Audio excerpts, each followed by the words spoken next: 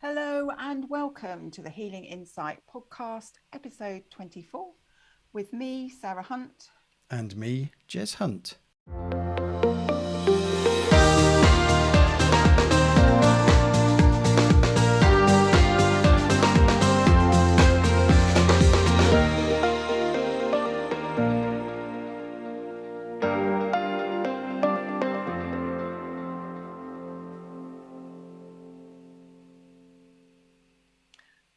Hello, and here we are again.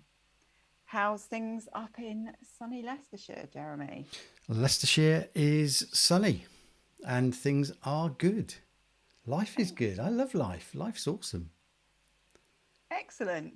Jeremy was showing me a painting that he's done, a new painting that he's done. I'm very impressed. Good. Very impressed. Thank you. And he said he's done it to help lift the vibration and bring some positive energies in. Excellent news. Yeah. So the listeners are now going to wonder what that painting what is. Well, listeners, if you go to my website, jezhunt.com/the-accidental-artist/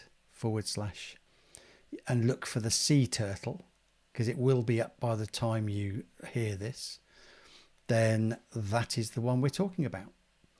So you can go and have a look if you want to. There you go. Fantastic. It's a very good painting, listeners. I'm very impressed, I have to say. Excellent. So today we thought we would have a chat about change. Change to me is something that's always happening to us. Everything's changing. It has to change because of decisions we make, because of choices we make, because of choices and decisions by other people. That creates change. And yet I've come across so many people that are afraid of change or resist change. And I guess, change can be something that's very small and subtle, or it could be something that's major.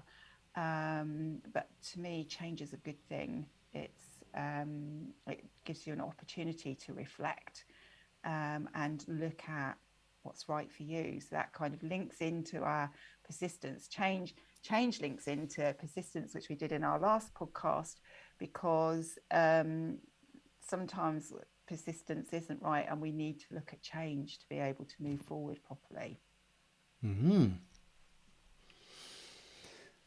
Yeah, change. I think if any of us look back over our lives, a lot has changed. Funny that. But a lot has changed, certainly in my life, where, when I started out at 16 as a mechanical engineering apprentice to ending up being a belief and business coach where I am now, it never even occurred to me that this is where I would be at the age of 16, and there were lots of things that happened, like you said, decisions I made, decisions other people made, that led me to where I am. I think the trouble is that we can be taught, or we can understand that change is a bad thing, or change is something that's out of our control. Yeah. So, people say, well, change happens anyway, go with it. But and again, I think we've talked about this before. I've used this before. Change is something that either that we can allow to happen to us, or it's something that we can allow to happen for us. And I think when you look at change as, like you said, opportunities rather than restriction, then that can open up a whole load of other possibilities of future pathways where it's all going to go. And change, at the end of the day, if we don't change, if we don't grow, then we become stagnant. And that's in any area, whether it's a job, whether it's a relationship, whether it's a relationship with ourselves. Yeah. We can become stagnant. And if we're stagnant and we're not growing, then we're not being fulfilled. We're not feeling fulfilled. So we can end up in the whole negative spiral of, oh, life's not really good. And, or even just that, mundane acceptance of well, life's okay. It's okay. It's not good. It's not bad. It's just okay. When we should be full of life and excited about what we're doing. And if we're not excited about what we're doing, then find something that does excite you and do that. You know, we in my mind, in some ways, we should be seeking change. Yes, absolutely. And not afraid of it. Yeah. And we all experience subtle change, and change is a constant, Yes. whether people like it or not. It's Change is going to inevitable, happen. people. It's It's inevitable. inevitable. It's inevitable. However, for us to be able to reach our potential, um, in all areas of our life, we need to be open to change, and we need to be open to reassessing where we are, and whether that's still where we need to be, whether it still feels right for us, or if we need to make a change. And certainly in my lifetime, I have made several very big changes. And like you, when I set off to do nursing at 19, I never expected to be running my own business and be a spiritual teacher and an intuitive healer. I would never have believed that that's where I would be. Um, but I can see how the changes that I've had, certainly during my career, have led me to where I need to be now. And I've had to be open to that change. And some of that change was quite difficult, because it was like, who's going to want me to do that for them? And then suddenly I find, oh yeah, I can do that. And I think sometimes people are afraid of change because they're afraid of whether they'll actually cope with it, whether they've got the skills to be able to manage change as well. Sometimes we need to manage it, don't we, so it's not overwhelming, and so that we can put the changes in place that we need to put in place. But again, it comes back to tuning into yourself. What feels right? What do you need to be doing? Are you still heading in the right direction? And is this where you need to be? And certainly, when I look at my career in particular, I've had some major changes quite late on in life, but I've known that they've been the right ones to take, and it's led me to where I am now, and I know that that's the right place for me to be. But you can have changes in all sorts of areas of your life, but if you resist change, you you can come up against all sorts of situations where the universe is trying to flag up to you, it's time to change. You need to change that. You need to take another look at that. You need to reassess what's going on here and see if it's still right for you. So again, it comes back to tuning into yourself. What feels right? Is this the right place for me to be? Is this the right direction I'm taking? Or do I need to look at this, reevaluate it, and then see what changes I need to put in place? Yeah. What's just come up for me is, if I just look at my jobs over the years, I've been made redundant a number of times over the years. And I have left jobs and changed jobs intentionally over the years. And in all cases, they've led me to where I am today. And I'm more than happy where I am today. This is absolutely where I'm meant to be. And at times when I was made redundant, that change was taken out of my hands. I had no choice. It was, sorry, we don't need you anymore. Bye. So yes, we might go into that initial panic or that initial uncertainty, the fear of the unknown, what's going to happen. But actually, a couple of things that come up for me with this is, firstly, like one of the things you said just now was that we might not feel that we have the right tools or experience or knowledge to be able to deal with that change. Well, that can be learned. There is nothing in terms of understanding or experience that can't be learned. So if you need tools to help you, they are out there and you can learn them. I think part of it is that fear of the unknown. It's that, so what's now going to happen, rather than, okay, this is an opportunity for me to embrace life in a slightly different way. So, for example, when I was made redundant the last time, that was the time that I went self employed. So I had bills to pay, I had everything that had to happen. And yes, okay, I had a buffer of redundancy money, not for very long, but I had redundancy money that was a bit of a buffer. But I still had to make a decision of, do I go back into employment or do I start my own business? Which I started my own business. Now, if that hadn't have happened, that doesn't mean I wouldn't have started my own business, and it doesn't mean I wouldn't have left a job and carried on doing my own business at some point. But it was kind of like a trigger point of, I've got to make a decision here because I have to earn money to pay mortgage, etc., etc., etc., bills. So to me, it was a case of, well, okay, I've got this buffer. Let's give my business a go. Let's see if I can get it off the ground. And if I can't, then I can always go back to employ. I can always go and find a job. Rather than sitting there in, oh my God, I've been made redundant. What am I going to do? What am I going to do? What am I going to do? And then not take positive action and not embrace that possibility. So the change was forced on me, but I chose to take control of it. I think we've talked about this before: circle of influence, circle of concern.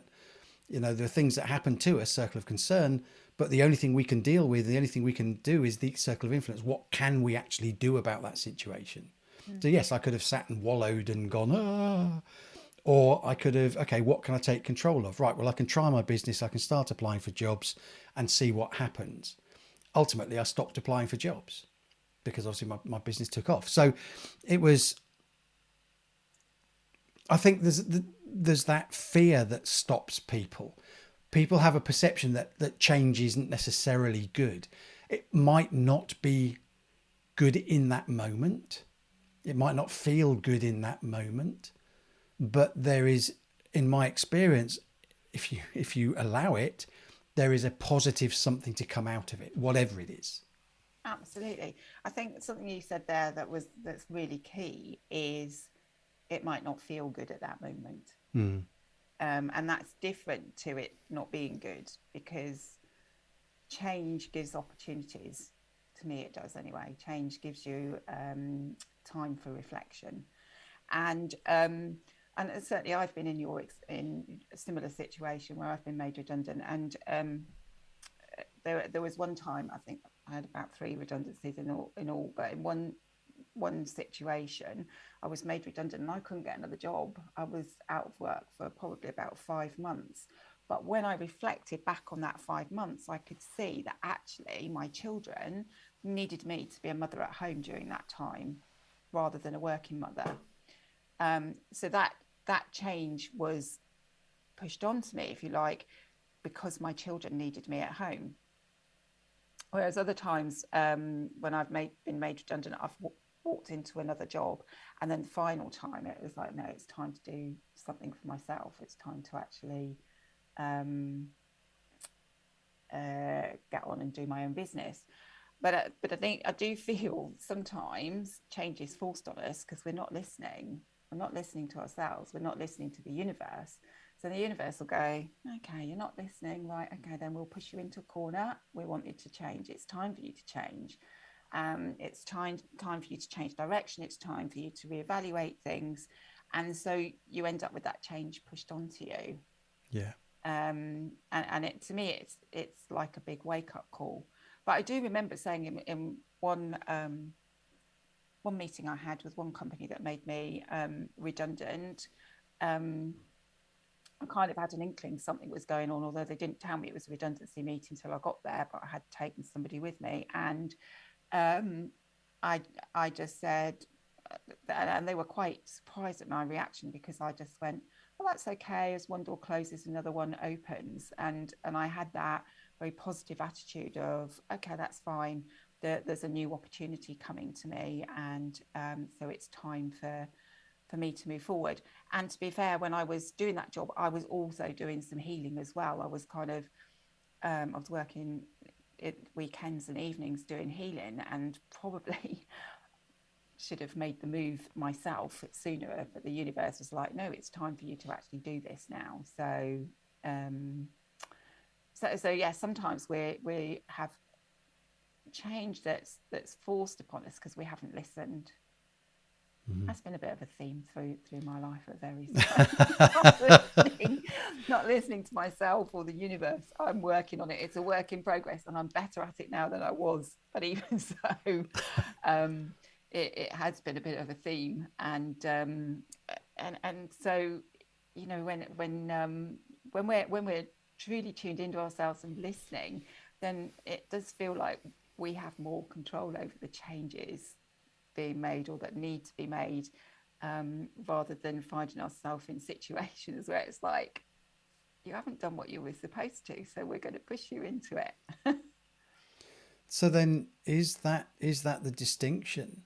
Then that if it's something that we intentionally change, so we're in control of the change. So, for example, me choosing to leave a job or leave a relationship or whatever it might be, over somebody else forcing that decision, whether it's the universe guiding or whatever, but when it feels out of our control, is that the distinction between what we regard as positive change and negative change then? Even though the overall, sorry, just clarification, the overall thing from my point of view is every change is positive, or there is a positive something in there. But people's perception can be, so for example, oh, he left me. So when the relationship ends, oh, he left me. It was out of my control. Is that actually necessarily true? Just Probably opening not. Probably not. But the thing is, when somebody's saying he left me, the blame is all going on the the other person. person that's left the relationship or ended the relationship, isn't it? Whereas actually, it takes two to have a successful relationship, and it takes two for it to break down. And so being willing to evaluate what's going on within the relationship is the responsibility of both people within that relationship. Um, so it may be that the person was resisting, that actually deep down they knew that the relationship wasn't right, but it's easier to to to stick with it and then blame the other person when they say enough's enough, than it is to actually go inward and go, is this still right for me, or is it not? And if it Yeah. isn't, okay, what approach do I need to take to actually deal with this situation? Is it that there's something that we need to work through together because things don't feel right for me at this point in time, and therefore we need to work through things to bring our relationship back to where it is? And is this what both of us want? Or is it that this is just completely the wrong place for me to be now? And I've learned what I needed to from being in this relationship, and now it's time to go off in a different direction. I think that's another key point is we can turn a blind eye to things that we don't want to admit are happening. So we might know there's something wrong in a relationship or in a job or whatever. So deep down we know that, but we take the path of least resistance or the least hassle. It's easier to stay with what you know than it is to face change and the unknown and stuff. So that's quite a normal human trait in human form. That's what we can often do that. Yet the hardest part, and I've definitely said this before in one of the podcasts, the hardest part or the hardest thing that any of us can do is to actually look at ourselves with a critical eye. I don't necessarily mean in a judgmental beat ourselves up over it, but just be honest with ourselves of actually, Jez, could you have handled that differently? Could you have been more compassionate, more loving, more kind, more interactive with that situation than you were?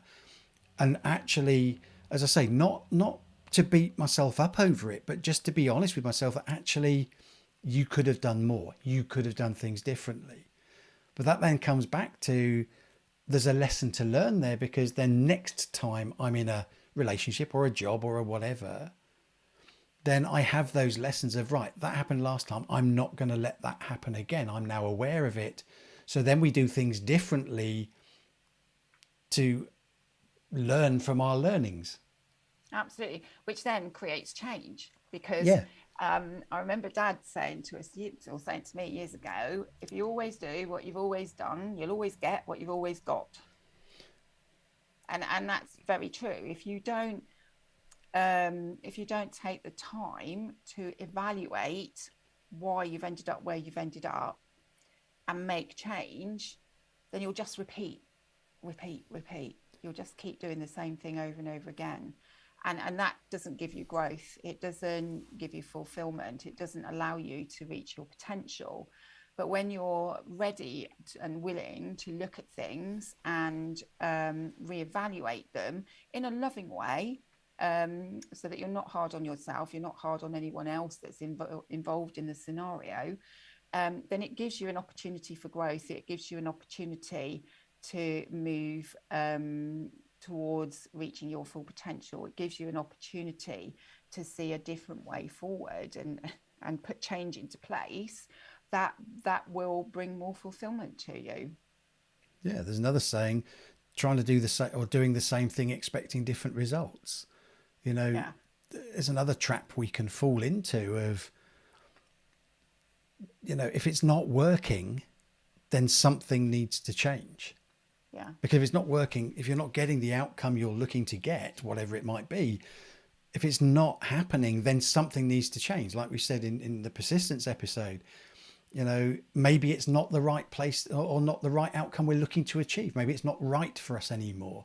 Maybe we just need to tweak something because we're not trying it. So it's like taking the detour, or maybe there's other things we should be looking at rather than just trying to force something to happen that's not meant to happen. So it's still all about going within and trusting our own intuition and trusting that we know what is right for us, regardless of what else is involved around that.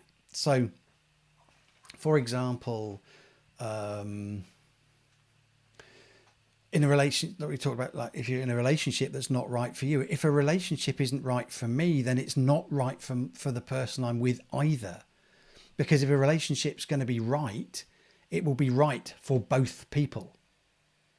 yeah, So if the relationship, if I'm not comfortable with a relationship anymore, then it can't be right for the other person, even if they can't see it at the time. And I've certainly had relationships ends that I wasn't the person who ended the relationship, and at the time I couldn't understand.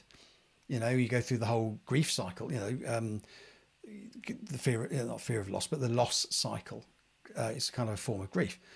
And it was only later on in life or later on in circumstance that I realized that actually that was the right thing for me. And I did know it deep down, but I wasn't allowing myself to see it. I was burying my head in the sand that everything was okay when it wasn't. yeah.